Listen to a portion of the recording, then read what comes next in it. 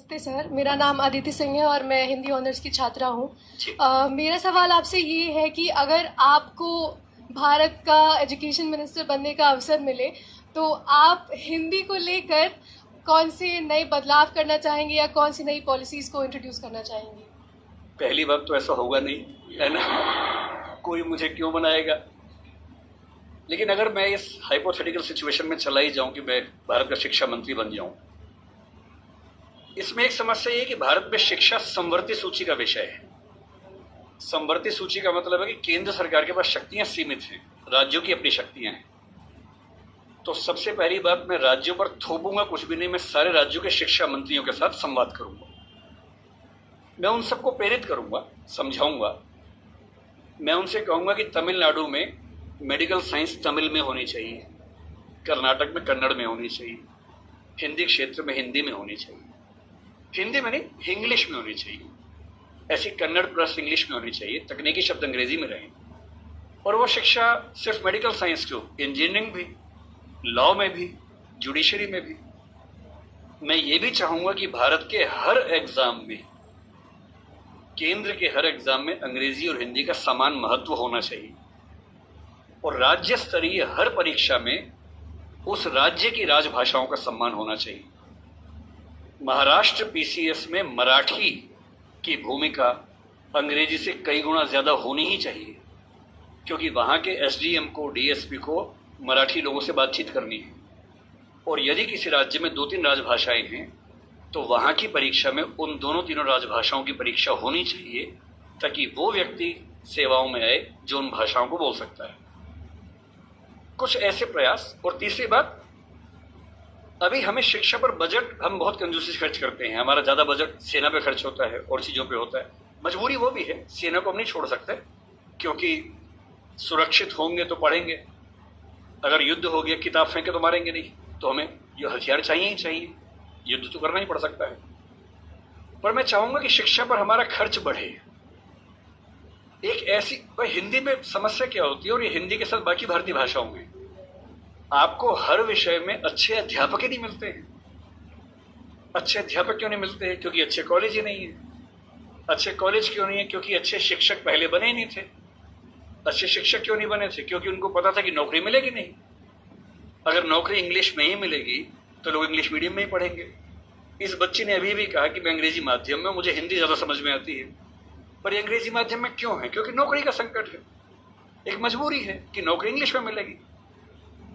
अगर भारत सरकार ठान ले और राज्यों की सरकारें ठान लें, अपनी अपनी भाषाओं में पढ़ाई लिखाई की संस्कृति को ठीक से विकसित करें।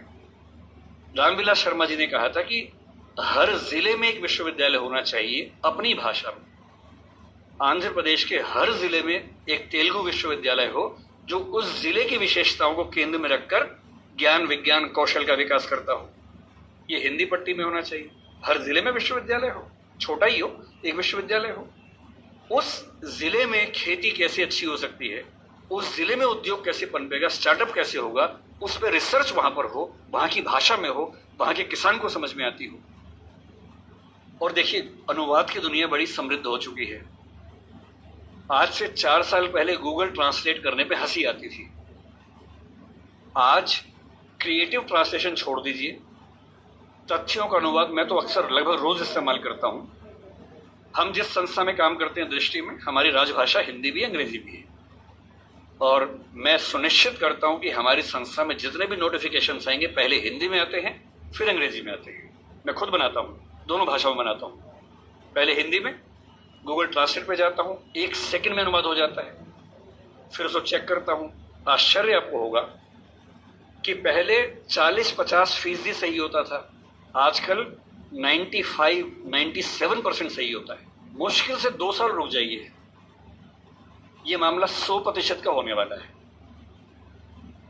जिस दिन 100% का हो गया, उस दिन हिंदी वालों का ये बहाना खत्म हो जाएगा कि हिंदी में कंटेंट नहीं है।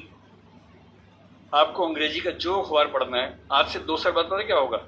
आप नेट पे जाएंगे, द हिंदू मान लीजिए पढ़ना है आपको, आप द हिंदू पे जाएंगे, नीचे क्या लिखा होगा, कौन सी भाषा में पढ़ेंगे, सारी भाषाओं के नाम होंगे, यहां तक कि स्पेनिश और फ्रेंच भी लिखा होगा।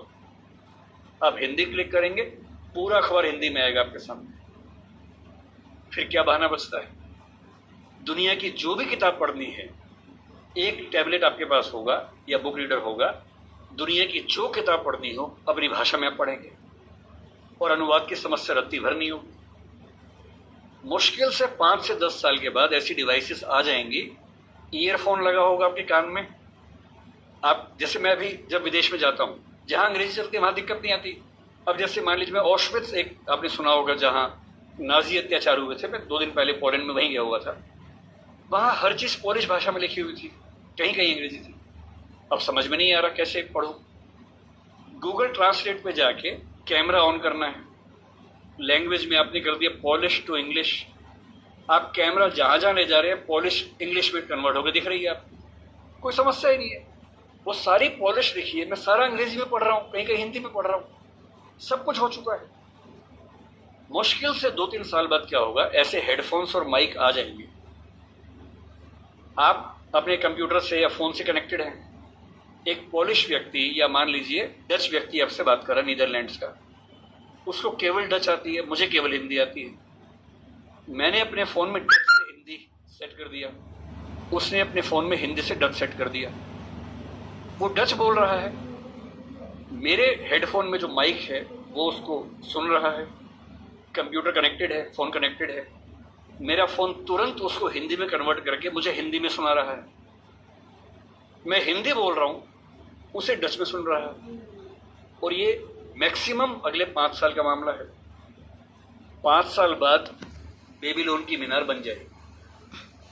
5 साल बाद आप दुनिया की किसी भी भाषा के साहित्य को, साहित्य में थोड़ी दिक्कत आ सकती है, ज्ञान विज्ञान की बात कर लेते हैं, किसी भी भाषा के ज्ञान विज्ञान को आसानी से पढ़ सकेंगे। अगर मैं शिक्षा मंत्री बन गया, जो कि मैं नहीं बनूंगा, मैं जानता हूं, क्योंकि लोग क्लिप काट के चलाएंगे कि देखो बनना चाह रहा है ना। अगर ऐसा कभी हुआ तो मैं सुनिश्चित करूंगा भारत के हर विश्वविद्यालय में हर ज्ञान की चीज हर भाषा में उपलब्ध हो।